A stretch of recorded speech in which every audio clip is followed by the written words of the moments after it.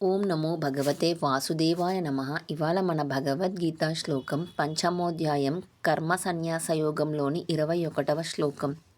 బాహ్యస్పర్శే శ్వసక్తాత్మ విందత్యాత్మని యత్ సుఖం సబ్రహ్మయోగయుక్తాత్మ సుఖమక్షయమశ్నుతే.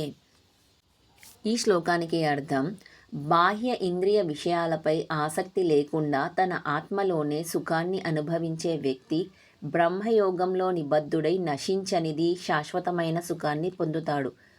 A person who is unattached to external sense objects and finds happiness within the self, being united with Brahman through yoga, attains everlasting imperishable bliss.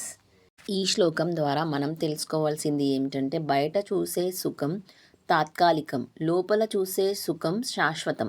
మనసును బాహ్య విషయాల నుంచి విడిచిపెట్టి లోనికి మళ్లించగలిగితే నిజమైన శాంతి, ఆనందం లభిస్తుంది.